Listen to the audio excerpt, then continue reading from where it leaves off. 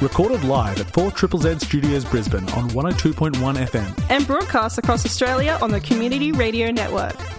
You're listening to Z Games.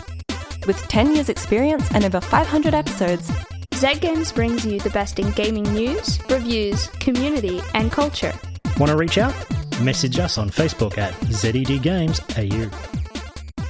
You're listening to 4ZZZ. This is Z Games. I'm your host, Paul, and joining tonight is my good friend, Rani. Yeah, it's me. Hooray! Where I have, one interest in the Olympic Games, and that's the rock climbing. Oh, yes, yes. And that's it. But the family group chat has been going off about the Olympics, so I'm updated. Yeah, I have extended family of people very into sport, and I've grown out of being elitist about not being interested in sport to now just being jealous that it's not part of me, that I don't know why I don't care. Yeah, I want to be interested in it. It's one of those things where I'm like, I really want to be interested in this, but I'm not. People get so much out of it.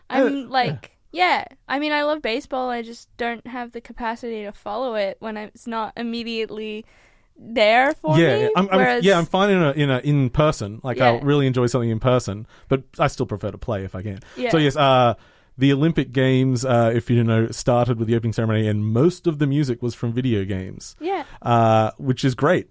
Because we can play it. Yeah. Oh, yeah, we can play it. And we can be relevant. It was nice. And it was like, hey, look, there's a lot of really, really good compositions that are, inspiring and great. And there were some pretty funny things in there as well. But yeah, I have always had a soft spot for Nier. And most people know Automata. But the first game, Gestalt, which now has been re-released with the Replicant version, it's always had a strong music base. It's great. Okay.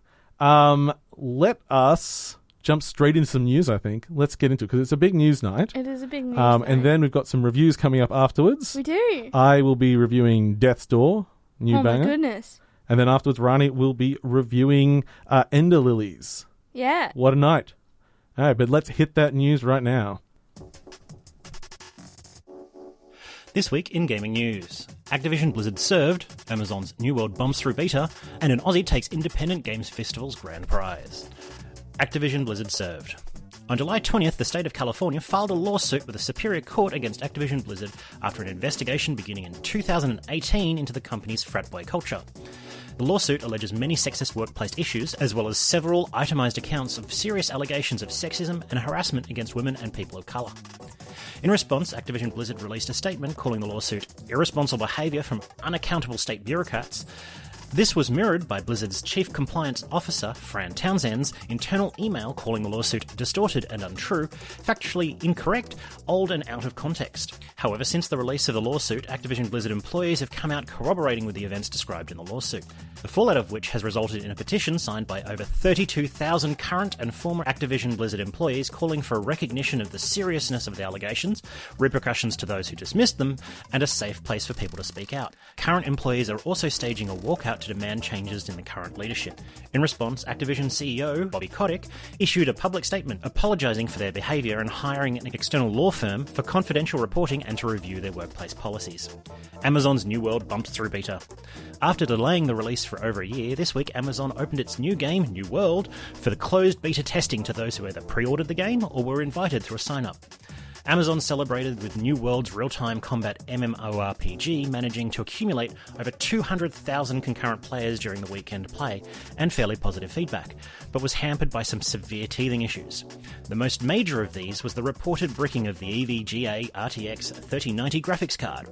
The bricking was theorised to be caused by frame rate spikes in menus and the resultant voltage spikes that fried the card. While Amazon stated that we have seen no indication of widespread issues with 3090s, they did release a patch to cap the frame rate of menus within 24 hours of the first reported issue. EVGA has also confirmed it will be replacing affected cards, with return forms reportedly already containing a specific New World category. The beta of New World is scheduled to end August 2nd, with a release date set for August 31st, 2021. Aussie takes Independent Games Festival grand prize. The IGF took place on the 21st of July to celebrate the achievements and innovations of independent game developers. This year, there were over 500 entries for the 8 major awards, with over 60 games shortlisted for the awards and more than half of those nominated for one or more of the 8 award categories. This year's winners were Arog, the hand-drawn enigmatic adventure puzzle game from Leap Game Studios, won the Audience Award. Vessels, the space narrative adventure from Local Space Survey Corps LLC, won Best Student Game. Teardown, the destructible voxel world game from Tuxedo Labs, was awarded for its excellence in design. Baseball, an online absurdist horror fantasy baseball league game from the Game Band, took the Nuovo Award. Genesis Noir, an explorative adventure game, was developed by Feral Cat Dan with sound designed by Skillbard, took out the awards for both excellence in audio and excellence in visual art. And finally, Umurangi Generation, created by Lismore developer Origami Digital, is a first-person photography game and took both the award for excellence in narrative and the Seamus McNally Grand Prize. Now for some upcoming game releases. Scare yourself silly with Draft of Darkness, a roguelike horror deck builder, or reflect with No Longer Home, an indie game about letting go and saying goodbye, both coming to PC on July 30th.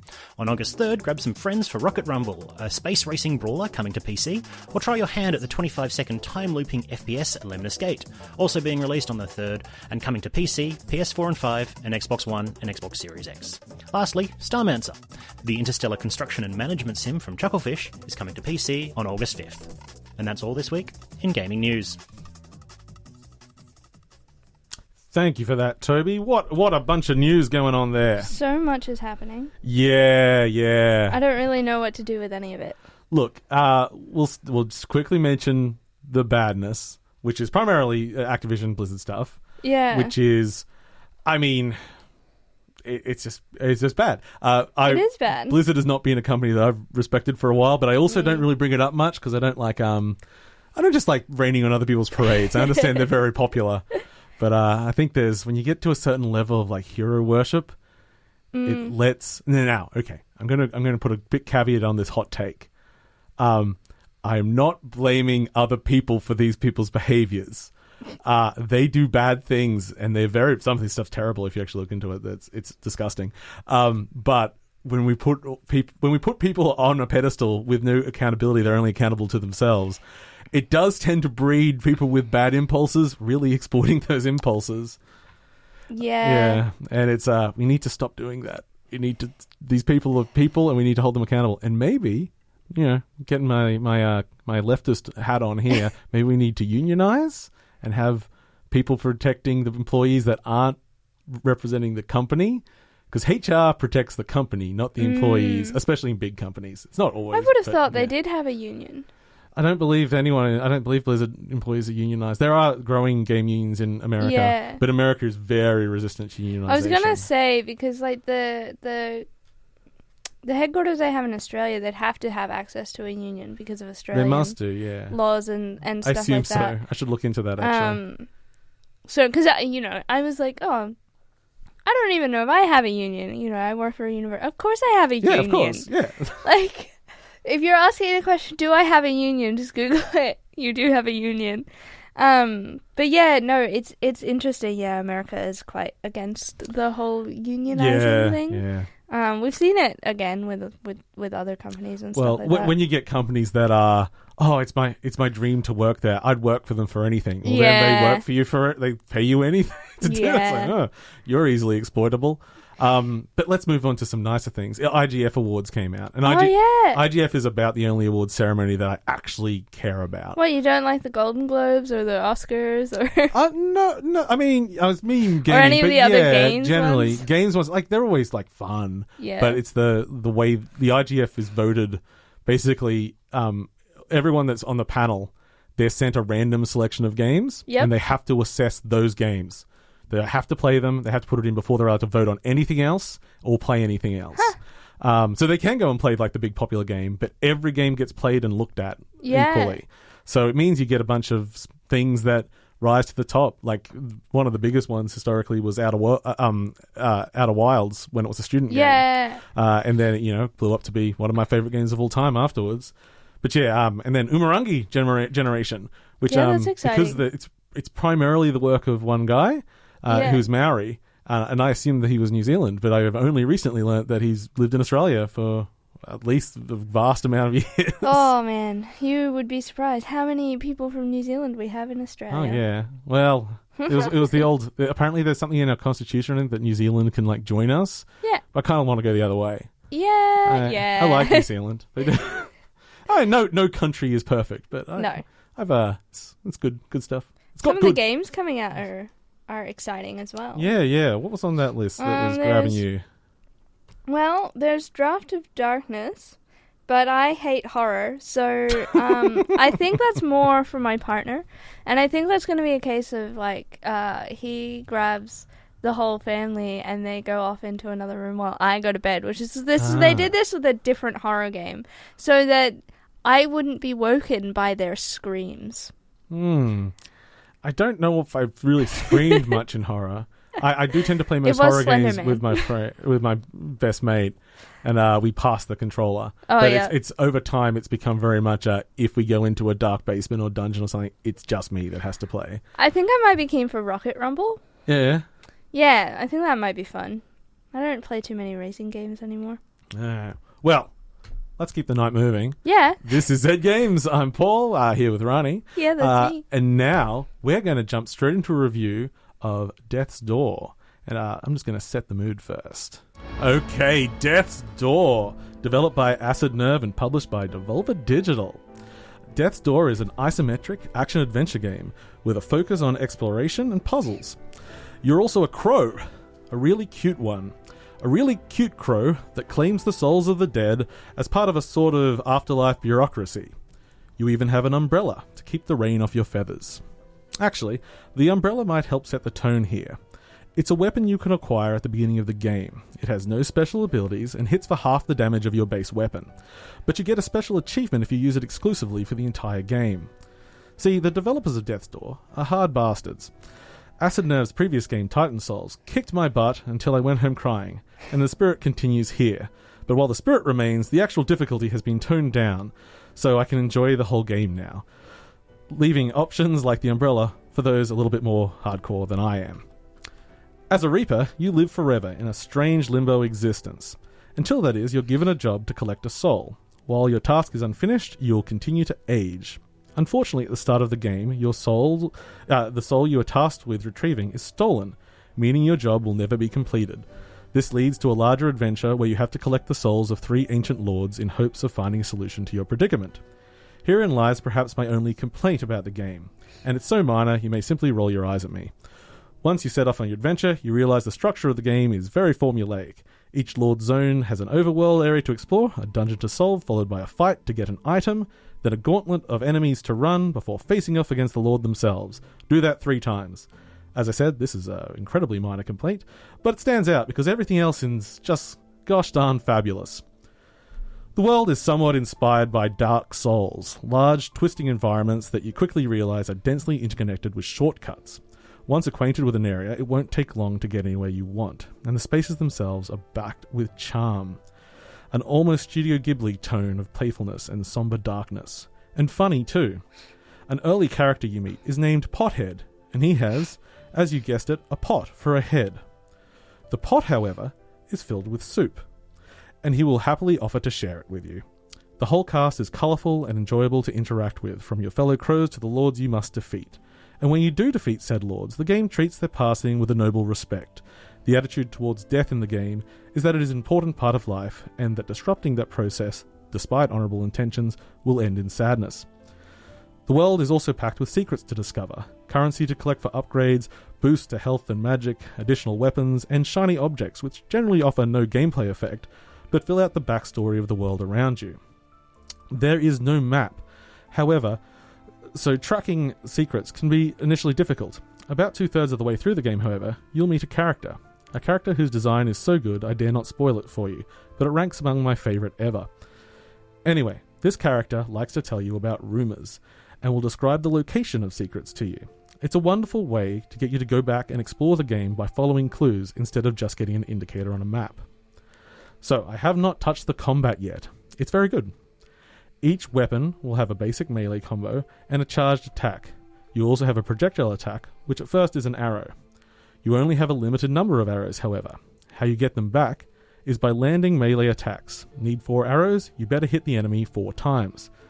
The simple gameplay mechanic means that to be most effective in this game, you need to be constantly shifting between close and ranged combat. It's fast, responsive, and you're going to be relying on your dodge a lot to get out of the way at the last second. There's an excellent enemy variety with some excellent designs. The reveals of some early in the game had me giggling in delight before I slayed them and claimed their eternal souls. Which brings me to the bosses. If you've seen any media for this game, you'll know they love bosses. Big, wacky bosses with fun effects. The bosses are great and pretty fair.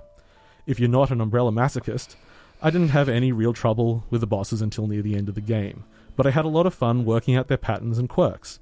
The game is a bit front-loaded, you'll fight a few bosses before you even see the title card, but there's still plenty to fight, and each is a real treat. Accompanying all this action, discovery, and joy is a brilliant soundtrack by David Fenn that mixes folk music and rock along with some big orchestral pieces and gentle minimalist instrumentals. Some of the orchestration here is especially unique and fun. It's bold without overstaying its welcome, and listening back to it evokes each part of the game so strongly. Now, as I reached the conclusion of the game, I noticed something odd. My save file only said 74%. Now, I hadn't been hunting every secret, but I couldn't have missed that much. Sure enough, I saw credits at a little over 8 hours with around 80% completion. At this point, however, I was dumped back into the game world. There is a significant amount of post-game content. Completing the epilogue and finding what I'd missed took about 4 hours or so. There are new things and another ending to discover in the post-game, so whilst the main narrative reaches a satisfying conclusion, be assured it's worth going deeper. I would consider myself a competent gamer, but nothing special, and I found the difficulty perfectly achievable. The final bosses took some tries, but honestly the old adage of taking a break and coming back later generally helped me sail to the ending. Death's Door is excellent in all regards, from graphics, gameplay, writing, and sound, to just having a good sense of spirit to the whole endeavour. My time spent as an adventuring crow was well worth it, and I've been left satisfied, but desiring whatever is next for this studio. Death's Door is available currently on PC and Xbox Series console, for just under $30. I played on PC with an Xbox controller, with a code supplied by the publisher. Ooh. Nice. I've just been watching videos of the game here It's while you do that, and I'm like, I'm gonna have to go home and get this and play this. And it has a style. You when you mentioned the umbrella, I was like, heck yeah, I want to play with that, and then I realized I don't want to do that to myself because I'm not great at these kinds of games. Well, so. the combat side, it really is maybe 50% combat, and the other 50 is just pure exploration. So you can just pull the umbrella out while you're walking around, keep your feathers dry. That's fair. Switch to a more powerful weapon when you actually need to fight something. Yeah, look, that's fair. I did go back to Titan Souls today because I wanted to see if my memory of it being hard was right. Yeah. I died more times to the first boss than I did in the first half of this game.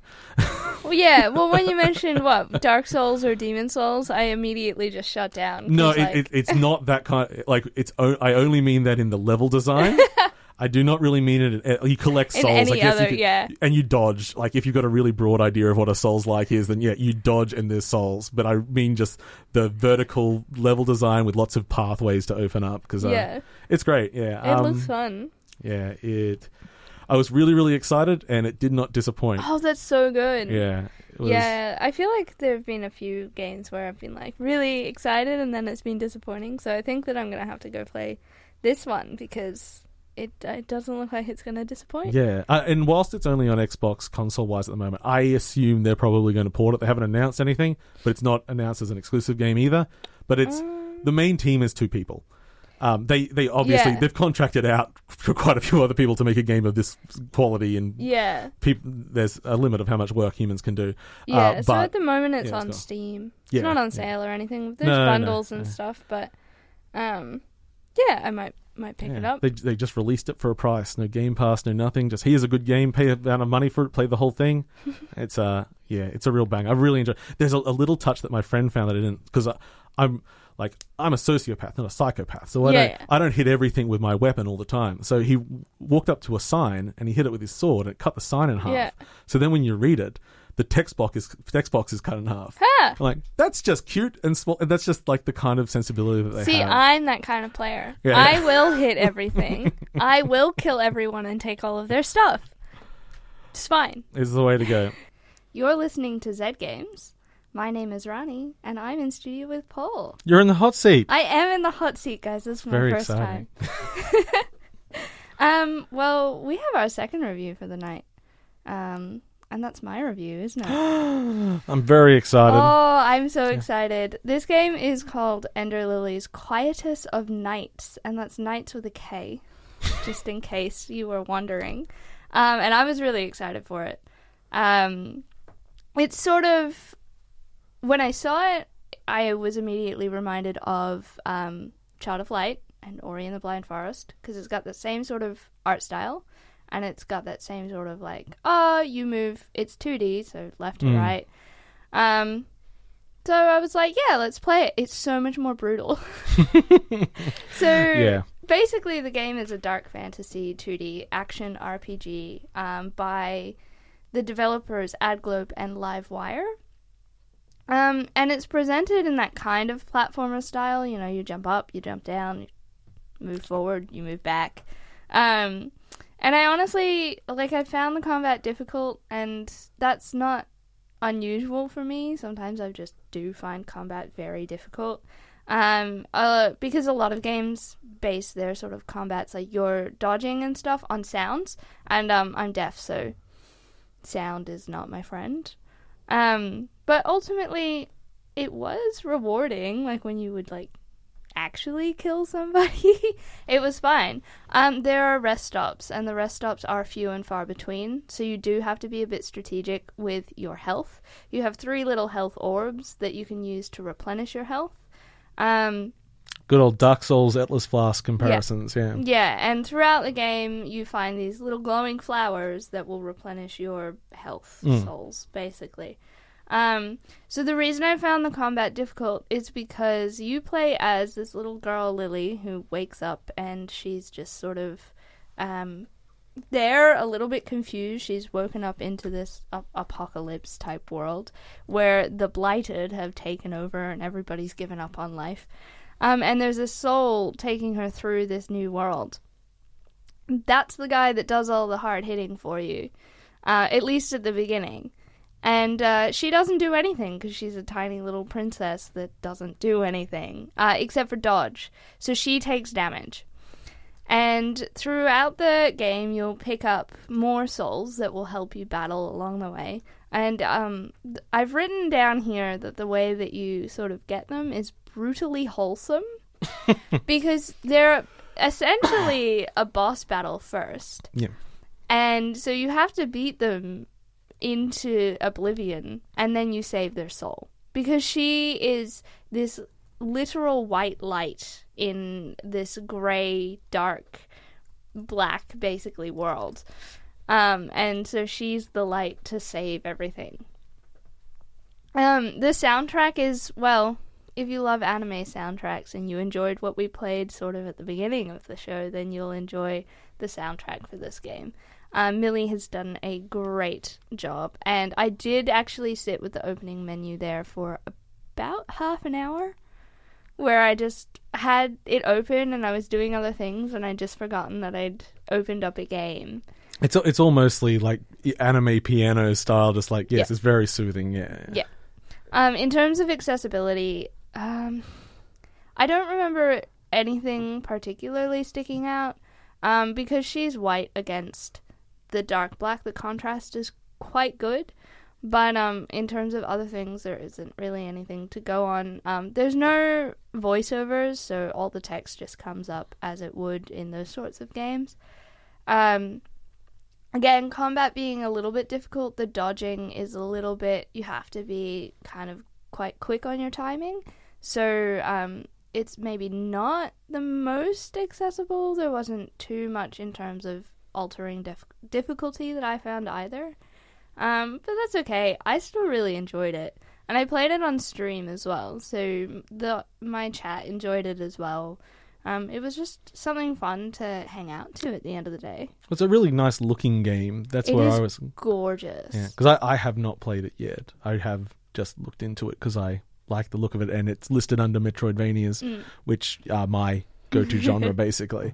Any game where it's like you don't have direct control over the combat, you're just spawning sort of other creatures that you collect through. It's like, it can be good and warm, but also you're a little bit removed, so it can be really hard if you're not quite ready for it. It does get a little bit overwhelming, just because there's so much going on screen. But I think you'll get used to it. If it's the kind of game you like, then you will get used to it. That's just how that goes. But I think right now... This is Z Games. I'm Paul, and Rani's with me. Yay! We swapped back. Yeah, we're back there, but that's okay because we're basically just saying goodbye anyway. Yeah. Goodbye, Rani. Goodbye, Paul. Goodbye, listeners. Goodbye, listeners. Catch us all next week and on all of our online things. Thanks for Bye. listening to Z Games. If you'd like to listen to more, check out our podcast on Spotify. Or follow us on social media at ZED Games AU. See you next time.